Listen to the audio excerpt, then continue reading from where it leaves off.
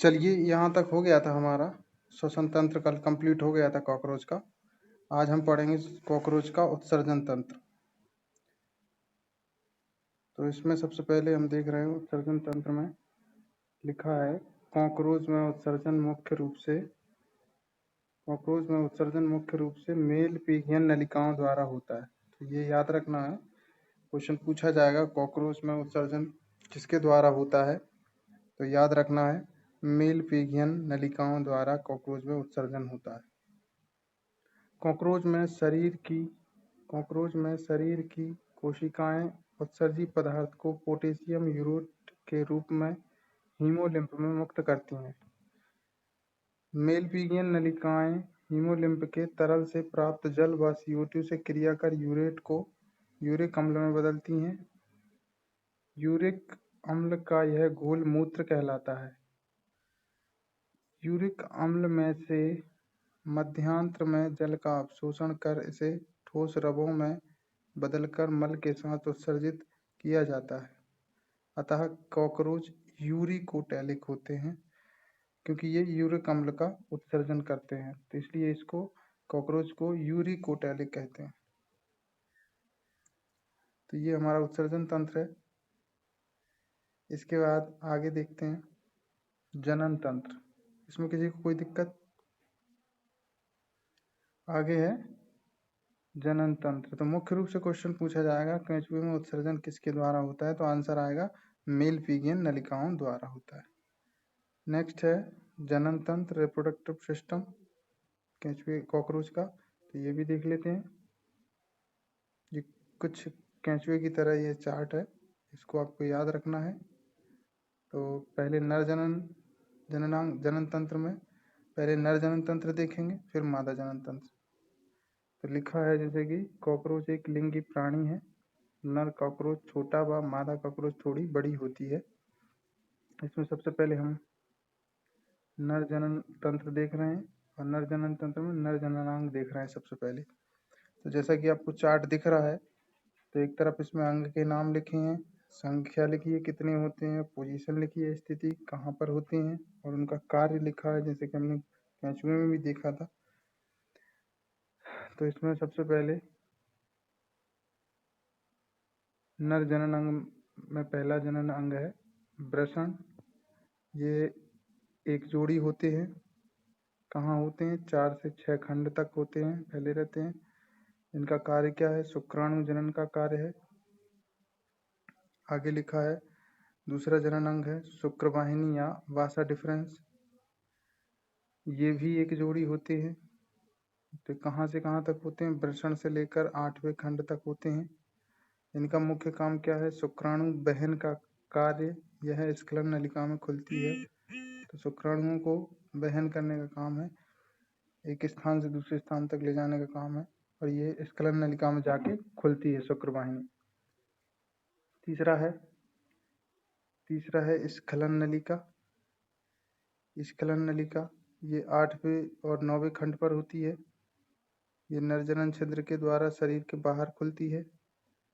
फिर आगे है अगला नरजननांग है मशरूम ग्रंथि या यूटिकुलर ग्रंथि। ये एक होती है संख्या में, 8वें खंड पर होती है, और ये शुक्राणुओं को पोषण का कार्य करती है। यूट्रिकुली विब्रिवोरस द्वारा होता है। इसके बाद नेक्स्ट है शुक्राशय। तो ये भी एक जोड़ी होता है। ये 8वें खंड पर होता है, और कार्य है शुक्राणु संग्रहण करने का कार्य है इसका। नेक्स्ट आगे है फेलिक ग्रंथि या कॉन्ग्लोवेट ग्रंथि। तो फोलिक ग्रंथि, कॉन्ग्लोवेट ग्रंथि ये 6 से 9वें खंड तक होती है। शुक्राणुओं के बाहर परत का निर्माण करना इसका मुख्य कार्य होता है। तो अभी इन्हीं को हम डिटेल में देखते हैं। चलिए, तो सबसे पहले वृषण है। वृषण के बारे में लिखा है वृषण कॉकरोच में एक जोड़ी वृषण पाए जाते हैं, जो अभी देखा हमने। कौन से खंड पे थे? 4 से 6 खंड, जो 4 से 6वें खंड के बीच पाए जाते हैं। जो 4 से 6 के खंड के बीच में पाए जाते हैं। प्रत्येक वृषण से एक एक शुक्रवाहिनी निकली होती है। प्रत्येक वृषण में 3 पालियां होती हैं जिनमें 30 से 40 फोलिकल या पुटिकाएं होती हैं। शुक्राणु जनन का कार्य वृषण में ही संपन्न होता है।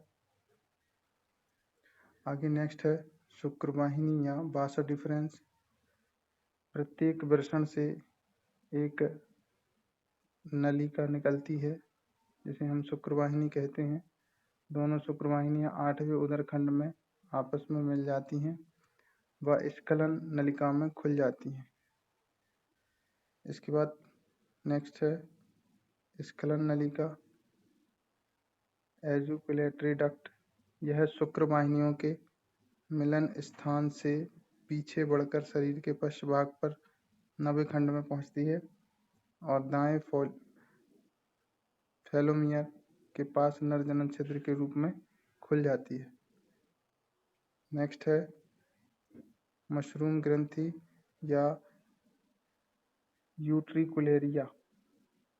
शुक्रवाहिनियों के मिलने वाले स्थान पर अनेक उंगली के समान छोटी छोटी नलिकाओं की बनी ग्रंथि होती है जिसे हम मशरूम ग्रंथि भी कहा जाता है। इसमें 2 प्रकार की रचनाएं होती हैं जैसे कि आप देख रहे हैं, डायग्राम के माध्यम से देख सकते हैं। ये हमारा वृषण है एक जोड़ी 4 से 6वें खंड पर। फिर शुक्रवाहिनियां हैं 8वें उदर खंड पर, ये आपको दिख रही होंगी। ये रही शुक्रवाहिनी है 8वें खंड पर। फिर 9वें खंड पर स्खलन नलिका है, तो 9वें खंड पर ये रहा 9वां खंड, ये स्खलन नलिका है। इसके बाद मशरूम ग्रंथि है, तो ये आप डायग्राम में देख पा रहे होंगे, मशरूम ग्रंथि है। इसके बाद आगे इसमें लिखा है ये मशरूम ग्रंथि है, ये मशरूम। इसमें आगे लिखा है, इसमें 2 प्रकार की रचनाएं होती हैं मशरूम ग्रंथि में। एक तो यूट्रिकुलस मेजोरस और एक यूट्रिकुलिबिब्रियोरस। जो यूट्रिकुलस मेजोरस है वो लंबी नलिकाएं होती हैं और यूट्रिकुलिबिब्रियोरस छोटी छोटी नलिकाएं होती हैं जिनके स्राव से शुक्राणु का पोषण होता है। और जो लंबी नलिकाएं हैं इनके स्राव से शुक्राणु धर के अंदर की परत बनती है। चलिए आगे देखते हैं। इसमें आगे यहाँ तक क्लियर है। आगे 5वां है शुक्राशय या सेमाइनल वेसिकल। तो आप देख पा रहे होंगे डायग्राम में, ये रहा शुक्राशय। ये छोटी छोटी गोल रचनाओं द्वारा निर्मित भाग जो संख्या में 2 होते हैं तथा शुक्राणुओं का संग्रहण करते हैं। प्रत्येक शुक्राशय स्खलन नलिका में खुलता है जाकर, जैसे कि ये दिख रहा है, ये स्खलन नलिका है, इसी में ये शुक्राशय आकर खुलता है। तो चलिए आगे चलते हैं।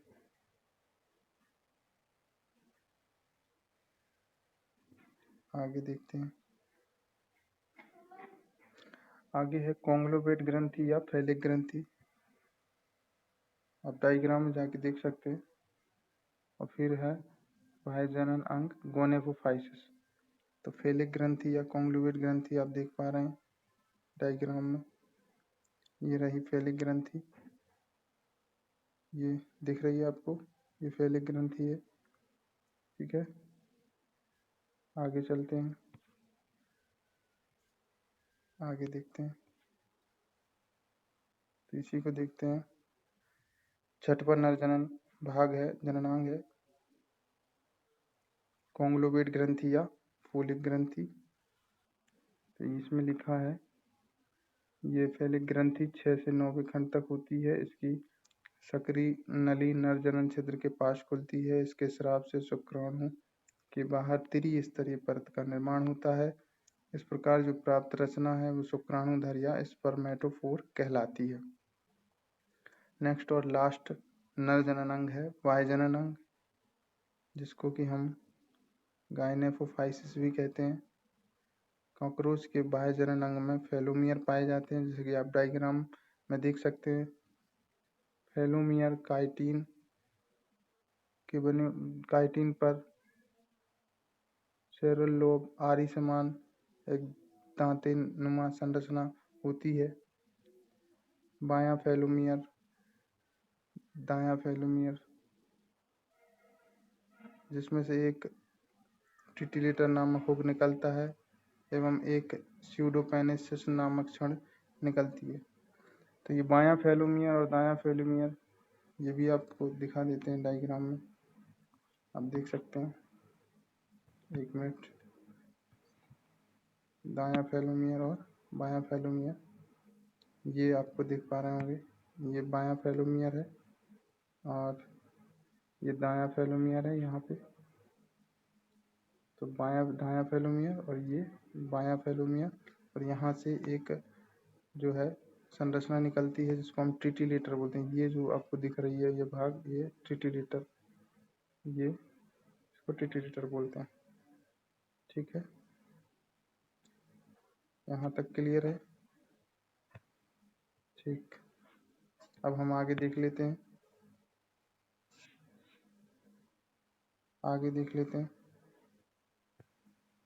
आगे हम मादा जनन अंग देखेंगे। तो मादा जनन तंत्र में देखेंगे तो मादा जनन तंत्र में मादा जननांग है, जैसा कि आपको इस चार्ट दिख रहा है। ये चार्ट ही मेन है, चार्ट याद कर सकते हैं। अभी इसी से क्वेश्चन पूछे जाते हैं, मैक्सिमम क्वेश्चन। तो इसमें सबसे पहले मादा जननांग, मादा जननांग है अंडाशय या ओवरी।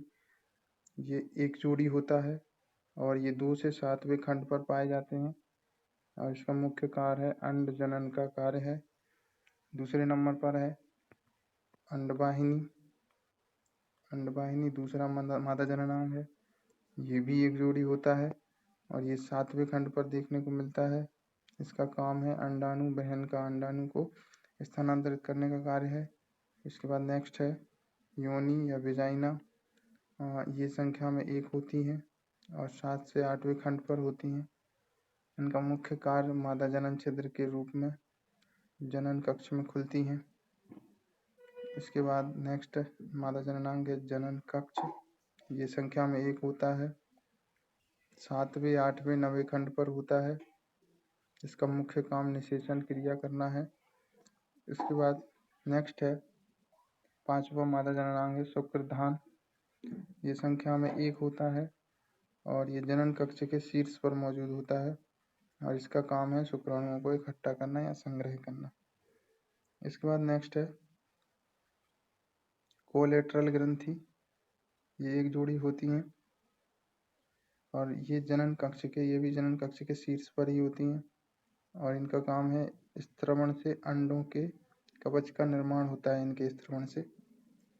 इसके बाद लास्ट है बाह्य जनन अंग या गोनेपोफाइसिस। ये 3 जोड़ी होती हैं। ये इनकी स्थिति जनन कक्ष में पाई जाती है और ये इनका कार्य क्या है, निषेचित अंडों को ऊथिका में सजाते हैं। अब ये ऊथिका क्या होता है हम आगे डिस्कस करेंगे। चलिए आगे चलते हैं, इन्हीं ऑर्गन को डिटेल में हम डिस्कस करेंगे।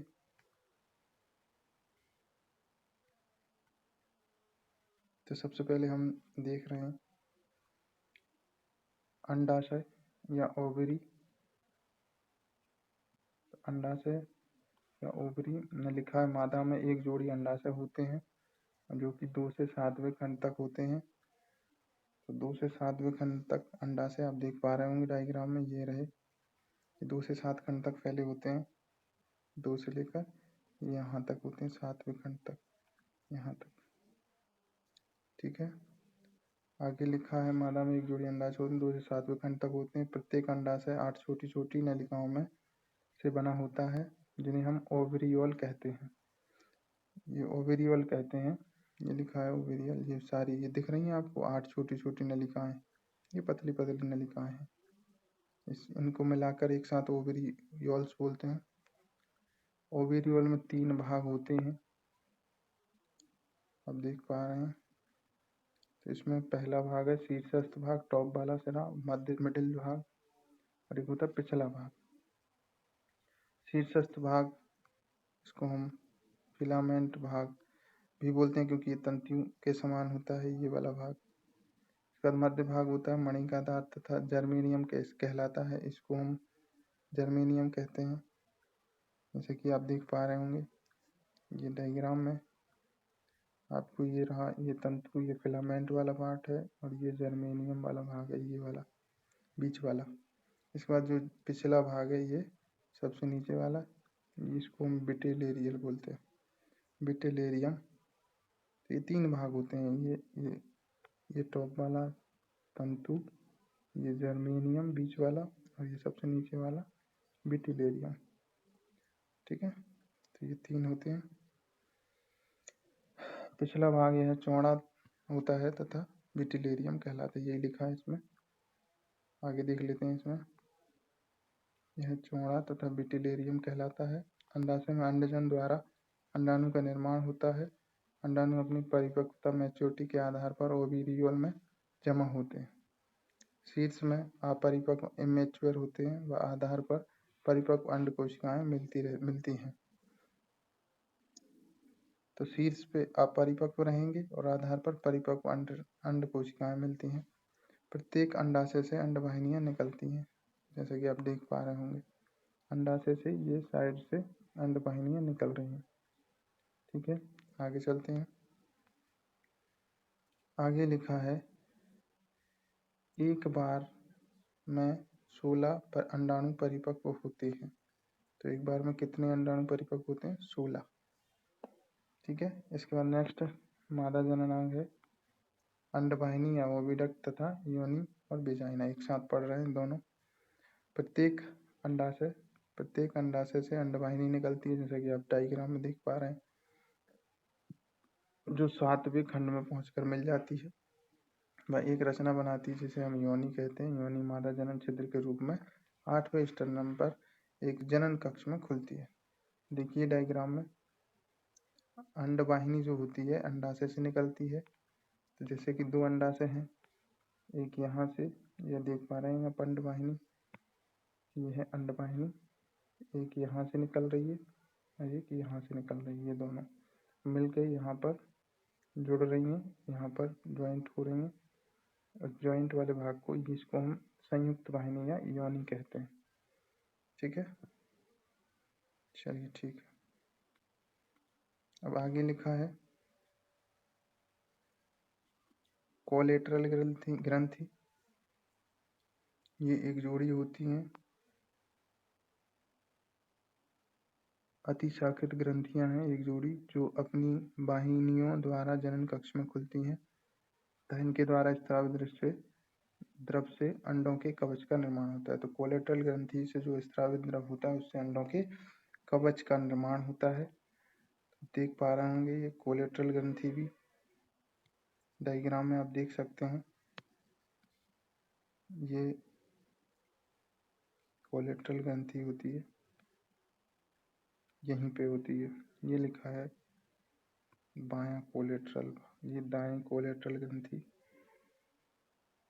ठीक है, और ये बाईं कोलेटरल ग्रंथि, इस साइड देख पा रहे हैं आप, ये बाईं कोलेटरल ग्रंथि, ये देख रहे हैं, ये है कोलेटरल ग्रंथि। क्लियर। आगे अगला मादा जनन अंग है जनन कोश या जेनाइटल पाउच।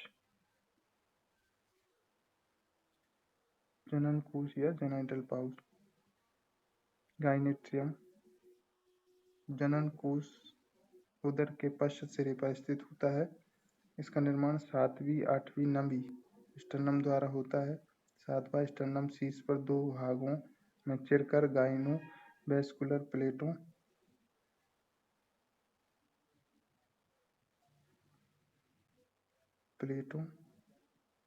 या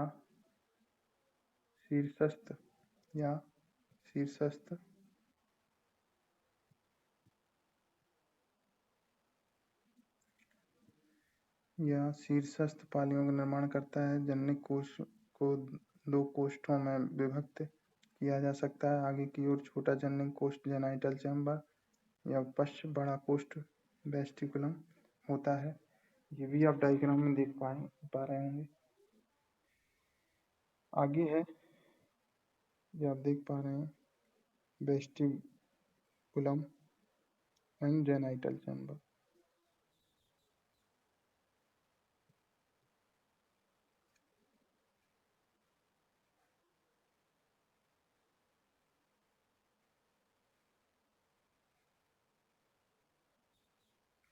चलिए आगे चलते हैं। अगला है शुक्रधान या अगला मादा जननांग शुक्रधान या स्पर्मेथिका।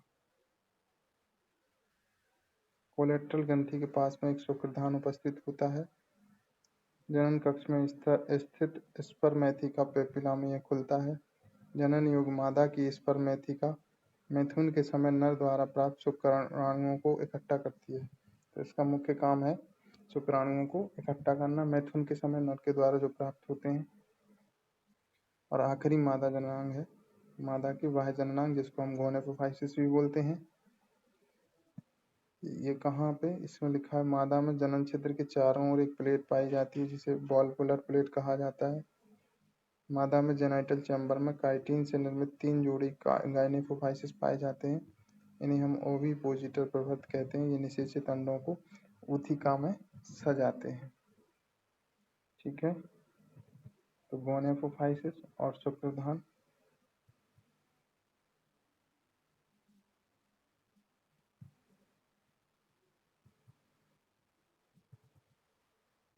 ये आप देख पा रहे होंगे, शुक्रधान और गोनेपोफाइसिस। ये ओविपोजिटर के प्रवर्त के रूप में खुलते हैं। ये वाला जो भाग है ये, ठीक है, ये स्पर्मेथिका है, ये जनन कक्ष है, स्पर्मेथिका, ये जनन कक्ष है, और ये वाला जो भाग है ये ओविपोजिटर के रूप में बाहर खुलता है। क्लियर है यहाँ तक? आगे चलें। चलिए ठीक, आगे कुछ और पॉइंट है ताकि ये चैप्टर आज खत्म हो जाएगा। कोई समस्या हो, कोई डाउट हो तो कमेंट कर सकते हैं आप, मैं उसको और क्लियर कर दूंगा। आगे इसका मैथुन से संबंधित कुछ टर्म है, मैथुन कैसे होती है वो देख लेते हैं। कॉकरोच में, तो मैथुन में लिखा है, कॉकरोच में मैथुन की क्रिया मार्च से सितंबर के बीच में होती है। सक्रिय जनन काल कहलाता है ये, टाइमिंग मार्च से सितंबर वाला। मादा द्वारा फेरोमोन नामक एक तीव्र गंधयुक्त पदार्थ स्रावित किया जाता है। तो मादा के द्वारा एक हार्मोन जो है निकाला जाता है जिसका नाम है फेरोमोन हार्मोन। इसमें तीव्र गंध होती है जिससे क्या होता है, नर जो मेल होता है वो अट्रैक्टिव होता है, आकर्षित होता है। मैथुन की क्रिया में नर व मादा की पिछले सिरे संपर्क में आते हैं। नर अपने टिटिलेटर हुक के द्वारा मादा की गाइनोवेस्कुलर प्लेटों को दूर करता है व अब नर अपना नर जनन छिद्र खोलता है व स्खलन नलिका से स्पर्मेटोफोर को मादा के स्पर्मेथिकल पेपिला पर जमा देता है। इस समय नर फैलिक ग्रंथि का स्राव स्पर्मेटोफोर पर छोड़ देता है। कॉकरोच में मैथुन क्रिया लगभग 1 घंटे में पूरी होती है, इसका भी ध्यान रखना है आपको। अंत में शुक्राणु स्पर्मेटोफोर से निकलकर मादा के शुक्रधान में भर जाते हैं। तो यहाँ तक क्लियर है। आगे निषेचन है, इसको भी देख लेते हैं।